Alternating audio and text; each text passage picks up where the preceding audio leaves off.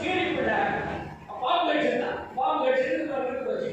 அதன் போய் அவர் என்ன பண்றாரு, அந்த பாம்பை தேடிட்டு போனா அது வந்து ஒரு குண்டுல போய் அப்படியே குழவுதான். அந்த வாசனை குடிக்கலாம்.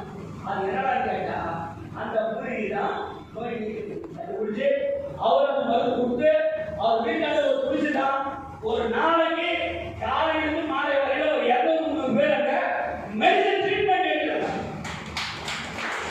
அதனால அவர் நான் செய்த ரொம்ப பிரபலமா பண்ணேன். மூன்றாவதாக நாம் கண்டது ராயச்சூர் ஒரு மாவட்டம். அங்க மாவட்ட ஆட்சியாளர் இருந்த போது அங்கெல்லாம் வந்து எங்க மருந்து இருக்கிறதோ அங்க இயற்கை வைத்தியம் நடக்கும். சித்தா மருத்துவர்களெல்லாம் பேர் போட்டுறது எங்க மருந்து இருக்கிறதோ அங்கெல்லாம் இருப்பாங்க. மெட்ராஸில் போயிட்டு நம்ம மருத்துவமனை நிற்க வேண்டிய ஏதோ அலோபதி மருந்து திருப்பியம் பண்றோம், என்னென்ன பேர் வச்சிருக்கோம், அவங்களுக்கு லட்சக்கணக்கில் பணத்தை கொடுத்து இங்கே நம்ம டாக்டர்கள் பண்றது அங்கேயே செய்யணும். உண்மையா இல்லையா? ஆனா நம்ம மனசு கேட்பாட்டு சித்தா மருந்து ஆகும்னு சொன்னா கூட நிறைய இருக்கு. தேவையான ஒரு இருந்தார், கேள்விப்பட்டீங்களா நீங்க? தேவையா தெரியுமா உங்களுக்கு? ஒரு அரசனுக்கு தலையில தலைவலி அதிகம். அதை வந்து என்னென்னமோ ட்ரீட்மெண்ட் பார்த்தா முடியல.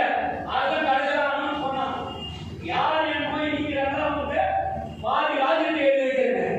அப்படி இருக்கும்போது தான் அவருடைய குருநாதர் அவர் சொன்னார், அந்த மாதிரி இந்த நோய் எப்படி கண்டுபிடிங்க. சரி சார் நான் முயற்சி பண்றேன்னு சொல்லி அவர் என்ன பண்ணாருன்னா எல்லாம் செக் பண்ணி தலையில தான் ப்ராப்ளம் இருக்குது, அது என்ன செய்யணும்னா இது கண்டுபிடிச்சது அதுக்குள்ள ஒரு தேரை இருக்குது. இது மண்டைக்குள்ள ஒரு தேரை இருக்குது. அந்த தேரை எப்படி போச்சுங்கிறது அப்புறம் ஆராய்ச்சி. இப்போ அந்த தேரையை வெளிக்கொண்டு வந்துட்டா மன்னர் சரியாயிடும் சொல்லிட்டு கபாலத்தை திறக்கிறது நிறையா இந்த சித்தாப்பு அந்த காலத்திலே இருக்குங்க. பைபாஸ் சர்ஜரி இதெல்லாம் இப்பதான் வந்தது. நம்ம காலத்துல ட்ரெடிஷனல் மருந்து இருக்குது.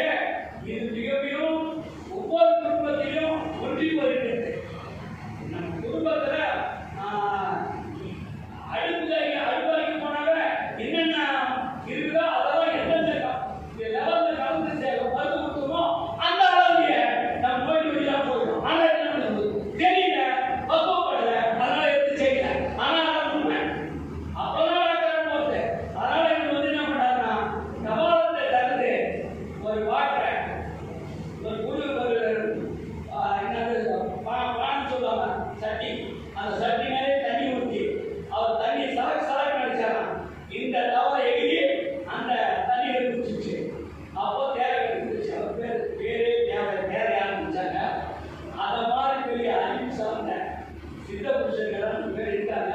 இந்த சித்தர்களெல்லாம் மெடிசன் இந்த ஹெர்பல் மெடிசன் தான் மாறினாங்க, சித்தா மனுஷன் தான் மாறினாங்க, மக்களை கியூர் பண்ணாங்க. நேருக்கு நேர் கடவுளை காண்டாங்க, நேருக்கு நேர் கடவுளை வேண்டாங்க.